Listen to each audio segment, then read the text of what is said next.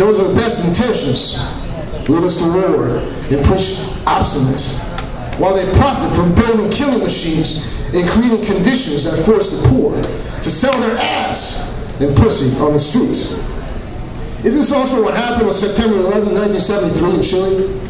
When a CIA engineer coup murdered Salvador Allende because he expressed the popular will to take back the land, for the multinationals to have the peasants working in common like the indigenous did for millennia before the European imperialists came. But I'm preaching to an empty choir again, stating the obvious, adding nothing, repeating dead facts that don't mean shit to most people.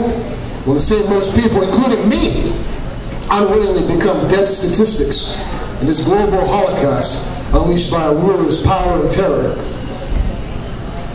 It'll be too late. Too late to fuck, lick, touch, kiss, feel, see, hear, think. Too late to choke all ideologies to death. Too late to fight for a simple life, free of the worries about the world. Too late to finish this poem and write about something more meaningful. Next one is called The Lost Gamble. Dedicated to President OJ. Who are you trying to impress? Beautiful babies with your lipsticks, shiny legs, and shapely tits that smell like candies. Didn't you hear Francois Villon already prophesy you becoming withered, toothless, and sagging hags? He allegedly murdered a man in a brow and spent time in jail. No asshole-licking lyric court poet was he, that motherfucking Villon. But maybe he dug licking your asses too before they overripen and start decaying, like I do.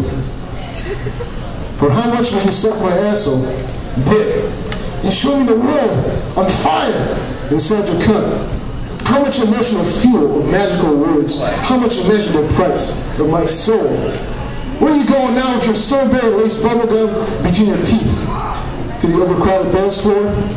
Strung out on drugs that make eternity last like broken minutes? Wherever you are, I'll find and abandon you. So you shake your hips, pop the pills, and suck my mouth. But you'll find no eternal life in my mouth or anus, even though I tell you otherwise as I carry you up to my room. So this is what you like. To fuck me and forget the aging and death coming to you. Coming to me, coming inside and outside us. Coming hard. Yeah, you do taste like a fucking candy. And my stomach's already retching from the sweet decay. No, you don't impress me, none of your babies do, no matter how beatifically you walk and make me dream crazy. Know why? Because I loved you before you came into this world and hated you after you left. And you can say the same thing to me, but you still won't get even with me because on or even, all of us already lost the gamble as soon as we took our first breath. Next are a couple short poems. This one called Our Creative Process. It's like there's a gun pointed at my head, I said, when she asked me, how do you write? That's terrible. How can you write in such fear?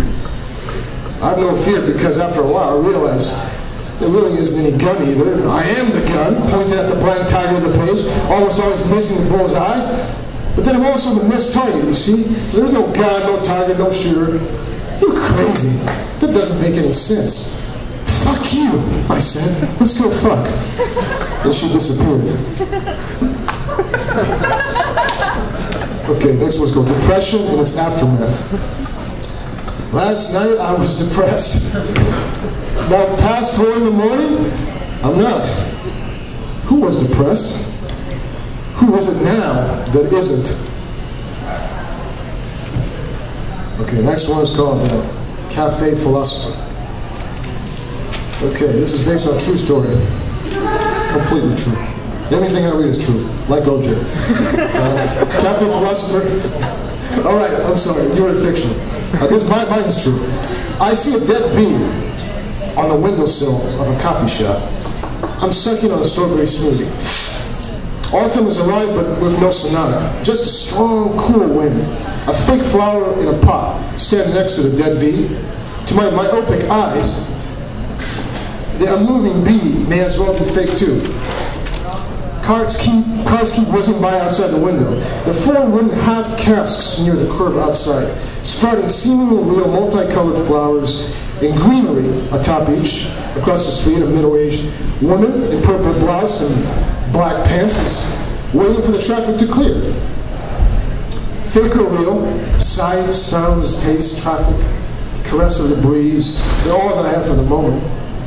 I don't say that they make up some ineffably improvised music and movie of the world, because I'm also just an animate fixture in this scene, a silent note that hears more than resonance in this nobody's score.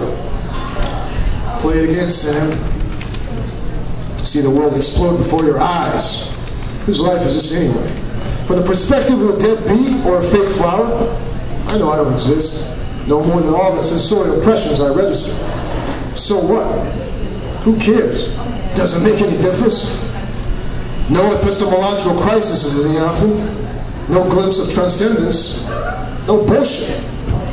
I write, therefore I am. I am, therefore I write. Am not, am. Shut up, dude. You're not even a fake philosopher or poet. You're just killing time before you go to the next nothing. Okay, next two, this is just 2 more. PCED. PCED. Post-coital existential depression. I whispered after we were done, lashed in streaks of sweat and heat. A little surprised she. Is that how you feel? I turned to her, fondling her breast. Well, baby, that's an expression I read years ago in a Time magazine obituary of Marcello Mastroianni. She laughed. I never met anyone like you. Like what? Someone who remembers the oddest things at the oddest moments. I paused, covering her nipple with my lips, thinking, this is not depression, but peace.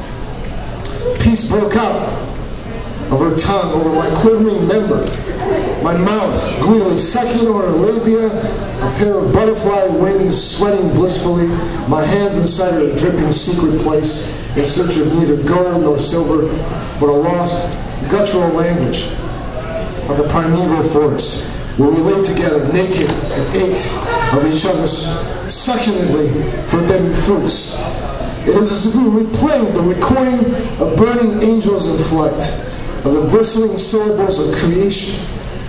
I remember when I'm inside you, as you envelope me, our sweat commingling with the acetyllic fluids of birth and death, if not resurrection, as we kiss deeply, softly salivating to each other's mouth. Your body is a fiery full moon, and its luminosity wounds beauty, and whose altar you allow me to worship and lustfully contemplate on the mystery of your sex.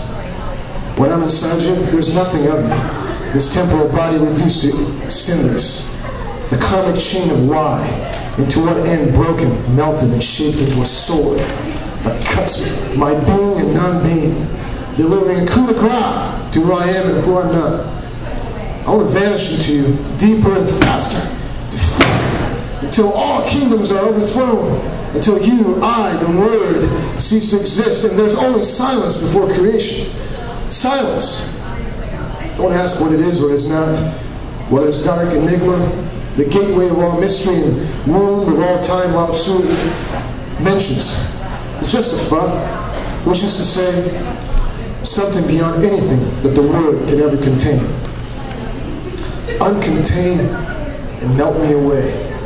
Now, again and again, because you and the peace you brought are no longer here. And I'm starting to falter in the first blush of post-coital existential angst. What I mean is, it's been less than 11 hours, and I already miss you. Your fragrance, skin, sweat, taste, voice, movement, light. I want to read you another poem and do nothing more than hold your hand. Hold your hand until we disappear inside of each other again.